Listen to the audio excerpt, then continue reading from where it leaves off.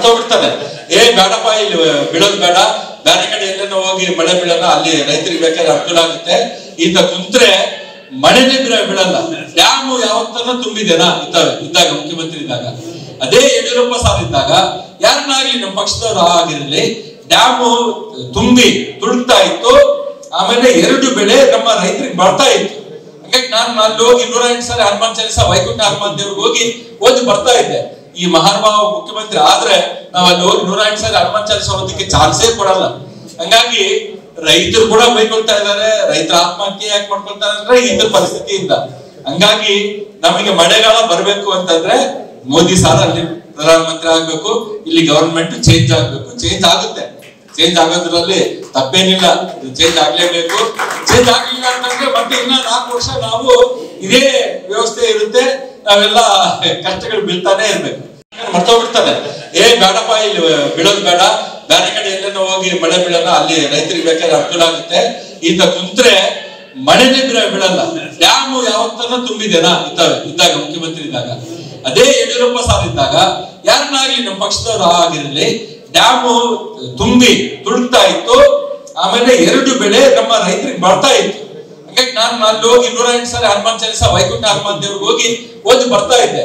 ಈ ಮಹಾನುಭಾವ ಮುಖ್ಯಮಂತ್ರಿ ಆದ್ರೆ ನಾವ್ ಅಲ್ಲಿ ಹೋಗಿ 108 ಸಾರಿ ಹನುಮಾನ್ ಚಾಲಿಸ ಓದಕ್ಕೆ ಚಾನ್ಸೇ ಕೊಡಲ್ಲ. ಹಂಗಾಗಿ ರೈತರು ಕೂಡ ಬೈಕೊಳ್ತಾ ಇದ್ದಾರೆ. ರೈತರ ಆತ್ಮಹತ್ಯೆ ಯಾಕೆ ಮಾಡ್ಕೊಳ್ತಾರೆ ಅಂದ್ರೆ ಇದ್ರ ಪರಿಸ್ಥಿತಿಯಿಂದ. ಹಂಗಾಗಿ ನಮಗೆ ಮಳೆಗಾಲ ಬರ್ಬೇಕು ಅಂತಂದ್ರೆ ಮೋದಿ ಸಾರ್ ಅಲ್ಲಿ ಪ್ರಧಾನಮಂತ್ರಿ ಆಗ್ಬೇಕು, ಇಲ್ಲಿ ಗವರ್ಮೆಂಟ್ ಚೇಂಜ್ ಆಗ್ಬೇಕು. ಚೇಂಜ್ ಆಗುತ್ತೆ, ಚೇಂಜ್ ಆಗೋದ್ರಲ್ಲಿ ತಪ್ಪೇನಿಲ್ಲ, ಚೇಂಜ್ ಆಗ್ಲೇಬೇಕು. ಚೇಂಜ್ ಆಗ್ಲಿಲ್ಲ ಅಂತಂದ್ರೆ ಮತ್ತೆ ಇನ್ನ 4 ವರ್ಷ ನಾವು ಇದೇ ವ್ಯವಸ್ಥೆ ಇರುತ್ತೆ, ನಾವೆಲ್ಲ ಕಷ್ಟಗಳು ಬೀಳ್ತಾನೆ ಇರ್ಬೇಕು. ಮರ್ತೋಗ್ಬಿಡ್ತಾರೆ. ಬೇಡಪ್ಪ ಇಲ್ಲಿ ಬೀಳೋದು ಬೇಡ, ಬೇರೆ ಕಡೆ ಎಲ್ಲೇನೋ ಹೋಗಿ ಮಳೆ ಬೀಳೋಣ, ಅಲ್ಲಿ ರೈತರಿಗೆ ಬೇಕಾದ್ರೆ ಅನುಕೂಲ ಆಗುತ್ತೆ. ಇಂತ ಕುಂತ್ರೆ ಮಳೆನೇ ಬೀಳಲ್ಲ. ಡ್ಯಾಮು ಯಾವತ್ತನ ತುಂಬಿದೇನಾ ಇದ್ದಾಗ ಮುಖ್ಯಮಂತ್ರಿ ಇದ್ದಾಗ. ಅದೇ ಯಡಿಯೂರಪ್ಪ ಸಾರ್ ಇದ್ದಾಗ ಯಾರನ್ನಾಗ್ಲಿ ನಮ್ಮ ಪಕ್ಷದವ್ರು ಆಗಿರಲಿ, ಡ್ಯಾಮು ತುಂಬಿ ತುಳುಕ್ತಾ ಇತ್ತು.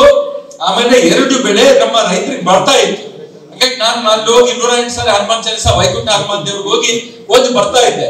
ಈ ಮಹಾನುಭಾವ ಮುಖ್ಯಮಂತ್ರಿ ಆದ್ರೆ ನಾವ್ ಅಲ್ಲಿ ಹೋಗಿ 108 ಸಾರಿ ಹನುಮಾನ್ ಚಾಲಿಸ ಓದಕ್ಕೆ ಚಾನ್ಸೇ ಕೊಡಲ್ಲ. ಹಂಗಾಗಿ ರೈತರು ಕೂಡ ಬೈಕೊಳ್ತಾ ಇದ್ದಾರೆ. ರೈತರ ಆತ್ಮಹತ್ಯೆ ಯಾಕೆ ಮಾಡ್ಕೊಳ್ತಾರೆ ಅಂದ್ರೆ ಇದ್ರ ಪರಿಸ್ಥಿತಿಯಿಂದ. ಹಂಗಾಗಿ ನಮಗೆ ಮಳೆಗಾಲ ಬರ್ಬೇಕು ಅಂತಂದ್ರೆ ಮೋದಿ ಸಾರ್ ಅಲ್ಲಿ ಪ್ರಧಾನಮಂತ್ರಿ ಆಗ್ಬೇಕು, ಇಲ್ಲಿ ಗವರ್ಮೆಂಟ್ ಚೇಂಜ್ ಆಗ್ಬೇಕು. ಚೇಂಜ್ ಆಗುತ್ತೆ, ಚೇಂಜ್ ಆಗೋದ್ರಲ್ಲಿ ತಪ್ಪೇನಿಲ್ಲ, ಚೇಂಜ್ ಆಗ್ಲೇಬೇಕು.